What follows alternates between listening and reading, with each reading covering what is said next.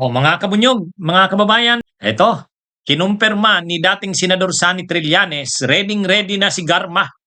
Ha? Mga kabunyog, ayon kay dating Senador Sani Trillanes, may information siya na tinanggap na si Royena Garma bilang state witness. Hmm? Tinanggap na siyang ah, tinanggap na si Royena Garma ng ICC para maging testigo laban kila Duterte at sa iba pang mga akusado. O yan mga kabunyog, mga kababayan, ready na si Garma. Nandun na siya sa dahig. Kasama nila Matubato, kasama nila Las Cañas, at ng iba pang mga testigo. Kaya ang naka-line up na mga testigo laban kay Duterte, kila Bato de la Rosa, at sa iba pang mga co-perpetrators ay mabibigat. Ha? Mabibigat mga kabunyog. Ha? Ah, yung mga pangyayari sa Davao City nung panahon mula 2011, ang testigo doon sa mga pangyayari na napagpatay doon ay mismong mga involved sa nasabing pagpatay. Itong sila Arturo Las Cañas at itong si Matubato. Kaya kumbaga sila credible na mga witnesses. Mga dati silang tauhan ng Davao Death Squads na nakonsensya na, bumaliktad na. Kaya pagdating doon sa mga pagpatay sa Davao, sakop pa yan ng kaso ni Duterte doon eh. No, yung mga Davao Death Squads mula 2011, sakop yan ng kasong ito sa ICC. Tapos nung panahon naman, na presidente na si Duterte, ayan, ang testigo na itong sila Garma. At itong si Garma, batay sa napanood natin ng testimonya niya doon sa pagdinig ng Quadcom, talagang dinitalye niya. Yung pinatawag siya ni Duterte, binuo ni Duterte yung grupo nila Leonardo. Sila Leonardo, yung kasamahan ni Garma. Ano yon? At saka ang testimonya ni Garma ay nagdidiin kay Bongo. Kasi si Bongo yung nagpapadala sa kanila ng mga instruksyon ni Duterte. Sila rin, kung may paabot sila kay Duterte, dinadaan nila kay Bongo. Kapag nagawa na nila ang trabaho nila, ang nagpapadala sa kanila ng reward money ay si Bongo. Si Garma niyan ang nakakaalam.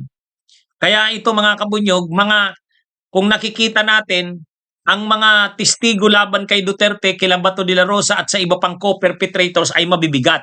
Matubato, Las Cañas at Garma. Kaya ito mga kabunyog, mga kababayan, sabi ni dating Senador Sani Trillanes, ready na si Garma. Si Garma sana kasama rin sa kakasuhan. Kasama rin sa kakasuhan kasi sangkot din siya doon sa mga pagpatay.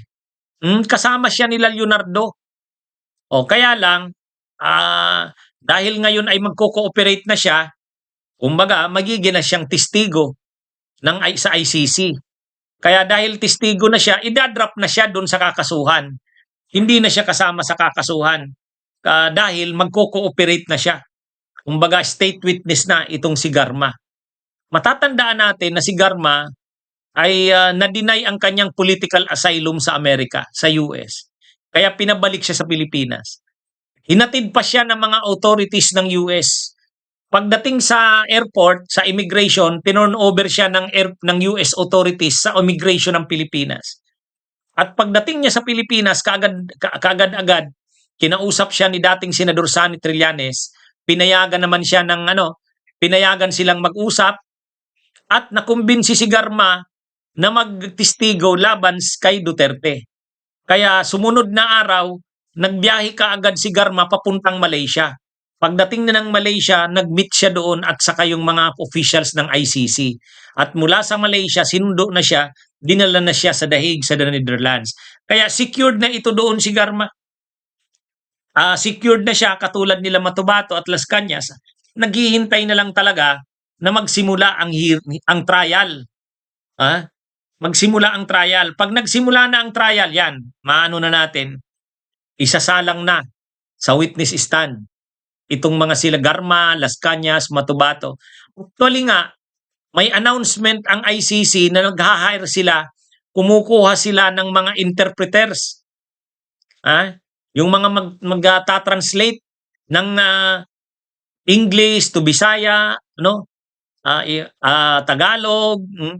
Kaya ano ito eh, ito na kasi yung mga, siyempre sila Matubato yata, baka mahirapan sa Tagalog. Sila Las Cañas, mas Bisaya yun. Hmm? Oh, mga kabunyog, mga kababayan. Kaya ito, kumbaga, mabigat itong mga testigo laban kay Duterte. Ito yung dahilan bakit ang gusto ni Kaufman ay wag nang matuloy ang kaso. Ayaw ni Kaufman na matuloy ang kaso, yung hearing, yung trial, kasi mabibigat ang line-up ng mga testigo eh. Oh. Kumbaga, alam ni Kaufman na credible na witness itong si Garma, credible na witness sila Matubato, credible na witness itong si Las Cañas. Kaya kung lalaban sila sa merito ng kaso, matatalo si Duterte. Kaya ang ginagawa ni Kaufman, ano na lang, kung ano-ano na lang ng mga delaying tactics. Dinidelay na lang ng dinidelay. Pero kasi alam ni Kaufman, pag lumaban sila ng ebidensya sa ebidensya, testigo sa testigo, talo sila. Kasi may mga credible ang witnesses ng prosecution. Mula pa nung panahon ng Davao Death Squad, si Matubato at Las Cañas yun. At nung panahon naman na tukhang na, nagbuo na si Duterte nung national na pambansa na yung scope ng Death Squad na binuo niya, kinupya yung ginawa sa Davao, sila Garma na yan. Sila Garma na yan.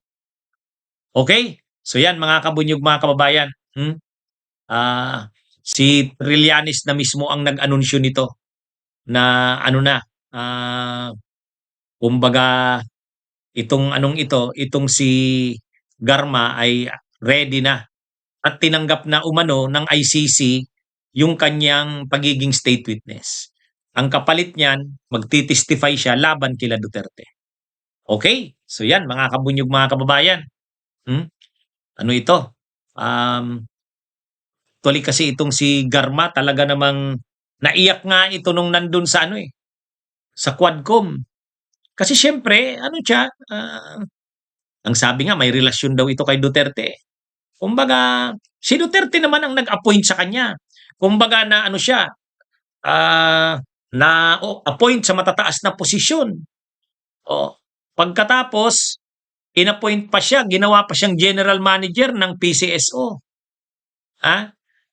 Ginawa siyang general manager ng PCSO. So grabe ang binigay sa kanya ni Duterte na pabor.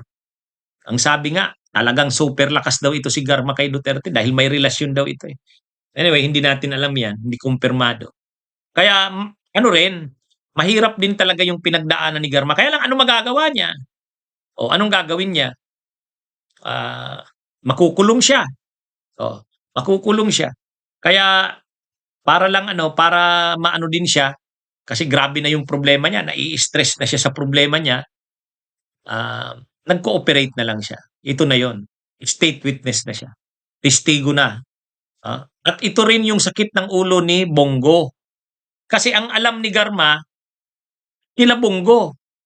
Hindi pa mas tungkol kay Bato ang alam ni Garma, mas tungkol pa kay Bongo. Kaya ito yung dahilan bakit posibleng si Bongo masasama sa mga mai-issuehan ng arrest warrant. Dahil yan dito kay Garma. Okay, mga kabunyog, mga kababayan, magandang araw sa inyong lahat. Mabuhay po tayo. Bunyog, bunyog, halikan na kasama ka. Bunyog, kapag buklod ay may pag-asa. Luzon, Visayas, Mindanao, isa ang pananaw. Sa bagong Pilipinas ang bunyog isisigaw.